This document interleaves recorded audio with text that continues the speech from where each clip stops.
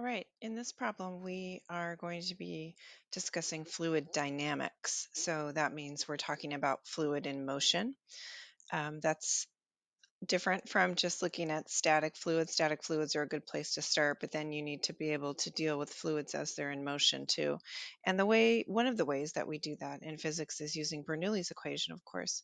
So I want to pause for just a moment before delving into the problem and just talk about Bernoulli. So when you saw Bernoulli, you probably felt like it sort of felt familiar to you. Probably you hopefully related it to energy conservation or energy analysis. So in in a Bernoulli type application, what we're also doing, similar to energy analysis, is we're always comparing two different places in our system, two different places, two different points in our system. And again, like energy analysis, we want those points to be points that we know something about. It would apply, like Bernoulli would apply to any 2 points in our system, but we choose 2 points that we actually know something about, we have some constraints about in order to be able to make use of Bernoulli's equation. So there are different ways of writing Bernoulli, but I'm just going to write it out. Whoops. That the pressure, I'll call points 1 and 2, say. Pressure 1 plus 1/2 rho V1 squared plus rho G y1. So all of those terms relate to point 1, wherever that might be. And then that's equal to the sum of these same three quantities for point 2. 1/2 rho V2 squared plus rho G y2. And right away, when you look at the 1/2 rho V squared term, generally students relate that to kinetic energy, which is fine. And the rho Gy term, students look at that and relate that to gravitational potential energy, again, which is fine. That's what those are supposed to relate to. And you might wonder a couple things. You might wonder, like, is this energy or not? And my answer to that is that actually this is energy per unit volume of fluid. So it is very much like the energy that you've worked with before. But now that we're working with a fluid, we look at it in a per unit volume sort of way, because there might be an infinite amount of fluid. We don't know how much fluid there is. What we care about is what's going on in our system. So we generalize, instead of looking at a discrete particle, now we're looking at a whole bunch of particles, you could say, that make up the fluid. So we have to look at it in a per unit volume way. So it is a good way, though, to conceptualize it, to think about the energy. It helps you solving the problems. The other question students have is like, what the heck is the pressure doing in there? Like, I get the kinetic energy, I get the gravitational potential energy. What's the pressure about? Pressure is another way for fluid to hold energy, or to express energy, however you want to say that. It's a way for a fluid to have energy. And in order to understand this, maybe think about this on a microscopic level, where probably you've seen this in chemistry, but what pressure is really about, right, is about the particles colliding with each other and colliding with the sides of some type of container. If there's no container, or no controlled volume kind of situation, then pressure wouldn't be able to build up, right? So when you have pressure, that means you have some kind of controlling container. And a way to conceptualize pressure, again, microscopically, is thinking about those particles hitting against each other and against the side of the container. So obviously that is going to be energy at the microscopic level. Yeah. Okay. So we are thinking about that energy as well. That energy matters as well. And you might think, if you're wondering, like, well, how can that matter? You can think of it almost like as a form of potential energy. It's not strictly a form of potential energy. There's no field associated with it, but it's almost like a spring energy or something like that. And one way you can know that is that knowing that um, fluids flow spontaneously from higher to lower pressure, right? Like if you go to your bicycle tire or something and you open the valve, you don't have to do anything for the air to come from the tire tube out into the atmosphere, right? Assuming that you have your tire tube pumped up with some air. So that means that the pressure in the tire is greater than that of atmospheric pressure. all you need to do is open the valve, and the fluid, which is the air in that case, is going to flow from the tire from the higher pressure to the lower pressure spontaneously. So spontaneously means that's a behavior that happens automatically in our universe. Okay, so the reason I bring that up is that it might help you to conceptualize that if that's true, then there must be some kind of energy that's stored in some way, right? Like in that bicycle tire tube, it's stored there until all you have to do is open the valve, and then you can see that the air will come out, and there's kinetic energy that has to come from somewhere, right? So you can think about that as a form of potential if that helps. Okay, so I just wanted to kind of run through Bernoulli and how I want you to think about it. Um, so for this particular problem, we are given a tank, and we're told that there are two holes cut into the side of the tank. So some large tank. We're told the tank is really big. What that really means to you when you see a problem and that it's very large, that you are not worrying about the radius of the tank. If the radius of the tank isn't given, then it means that the water that's coming out of the tank in these two holes isn't causing the water level of the tank to decrease appreciably. Okay, so in other words, the two holes that you're cutting in the side of the tank are much, much, much smaller than the radius of the tank itself. So we're not worrying about the kinetic energy of the water as it lowers in the tank. Okay, so let's kind of leave that alone. That's just an approximation, just so we can know that we're not worrying about that. So there are two holes here. We're told that there's this set of two holes. I'll just label them 1 and 2. And then we're told that the second one is twice as far beneath the surface as the first one. So like we can say that the top is the surface there, that this here, we can call that 2h, and then this distance in here is h. I'll just call them h. And then yeah, for my gravitational potential energy term, the rho gy term, I'll go ahead and have this be my y equals 0 for the GPE, the gravitational potential energy term. And usually what I'll do, as you know, is choose the lowest elevation in the problem and have that elevation be 0 for gravitational potential energy when that lowest point of the problem is known. Okay, so what we're told in this problem, we're told a bunch of stuff, actually, all kinds of good stuff here. The top of the tank is open to the atmosphere, right? So we know the top of the tank is open to the atmosphere. So I'm going to label that as atmospheric pressure at the top of the tank. Cool. And also, of course, where these two holes are, those are open to atmosphere also, right? As soon as the fluid is exposed to atmospheric pressure, it is at atmospheric pressure. I'm going to say that one more time. Anywhere that the fluid is exposed to atmospheric pressure, then that fluid is at atmospheric pressure. It spontaneously goes to atmospheric pressure.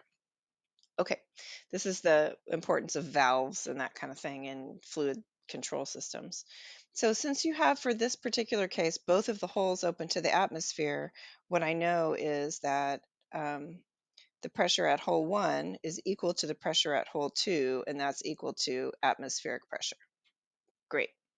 That's not true when you're not at the hole, but as soon as you create the hole in the tank, then you're allowing the fluid right there to come to atmospheric pressure. Okay, so what this means is that I can rewrite Bernoulli here in terms taking this pressure into account.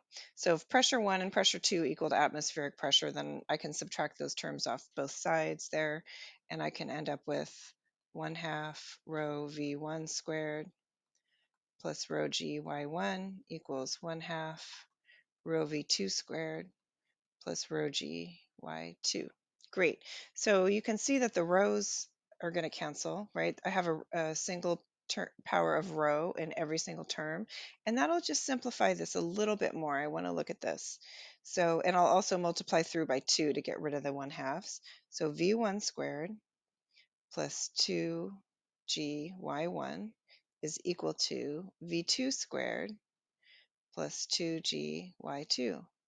Now that's definitely simpler.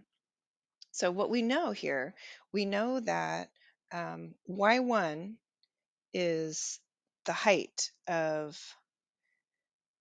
hole 1, right? So that's going to be equal to h. I can write that here, h equals y1.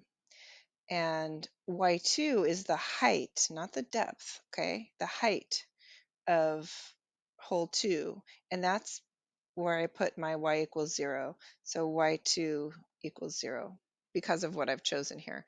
So what can happen is when people get to Bernoulli after just looking at Pascal and pressure and stuff, they look at Bernoulli, they interpret the rho g y as being about depth and not height. So that's why I really want you to remember that you're working with mechanical energy here, and that rho gy is a gravitational potential energy term. It's gravitational potential energy per unit volume of fluid, remember? So that should remind you conceptually that that y is not about depth, that y is actually about height. Okay, so cool.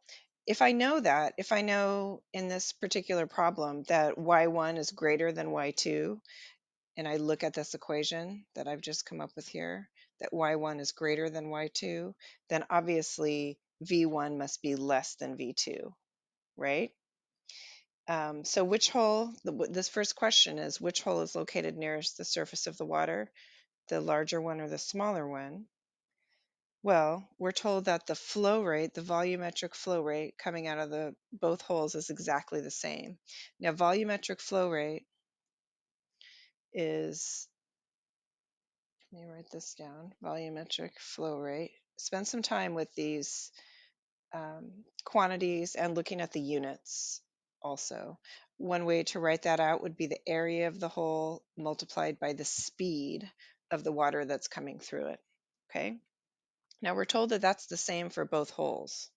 So we're told that, in other words, A1 V1 equals A2 V2. And we just figured out up here, right, that V2 must be greater than V1. So V2 must be greater than V1, then A2 must be smaller than A1. And our answer to part A here is the upper hole, or number 1, must be larger.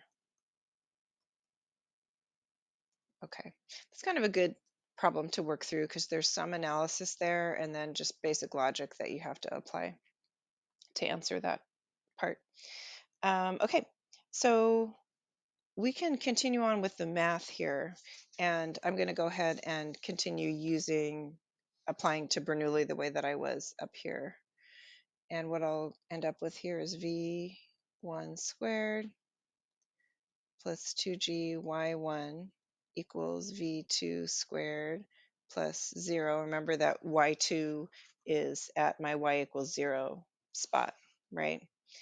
And that will leave me with this relationship down here, right? That I could say if I wanted to solve for v1 squared is equal to v2 squared minus 2g y1. Okay, so that's an equation, right? I learned that from comparing the two holes to each other. Now, this isn't enough for me to solve this problem, though. So sometimes if you get a problem like this, the very first obvious thing will be you're given like these two holes in the tank, and the first thing will be like, oh, I want to compare those two holes to each other. But remember that you're also told something super important in this problem, and that is that the top of the tank is open to atmosphere, and you know the location of the holes with respect to the top of the tank. So you can actually apply Bernoulli to any 2 points in the system.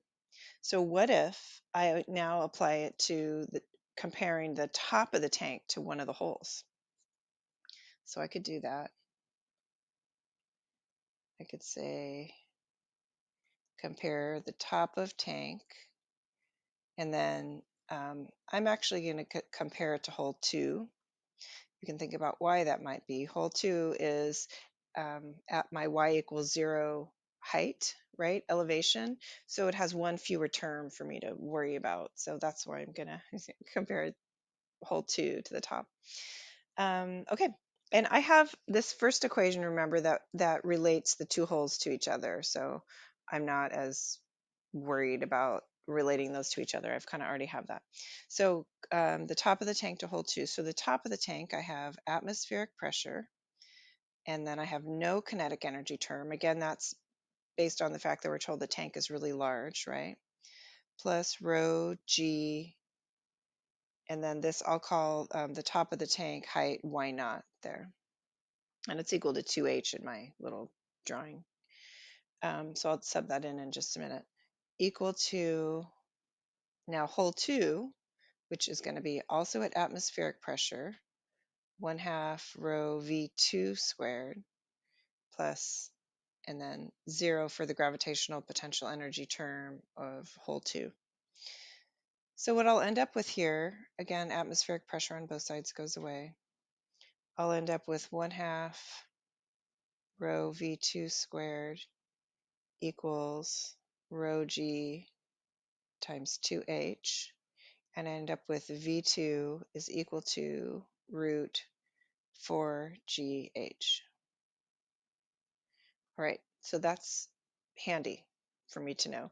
And this y1 that's over here too, I can change that to h. So remember, I can rewrite this equation too.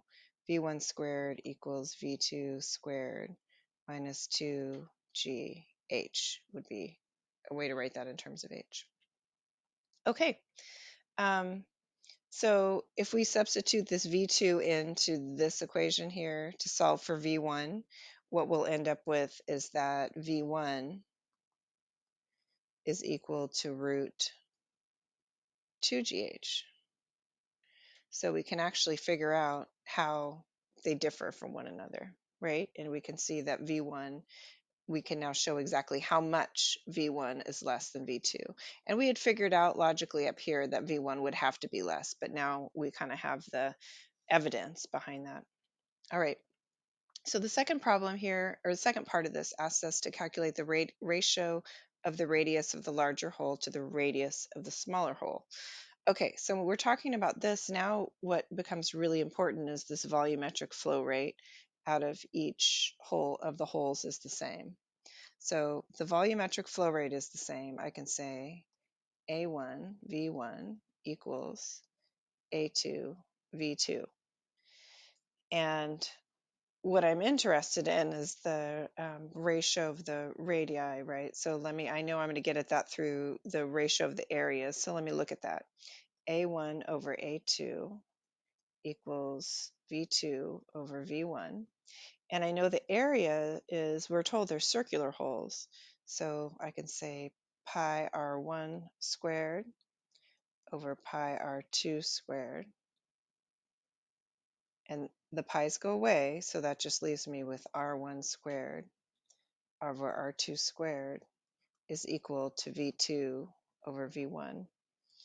And what I really want is I want the ratio, the problem's asking me for the ratio of the radii. So I'll say r1 over r2 then is going to be the square root of v2 over the square root of v1, right?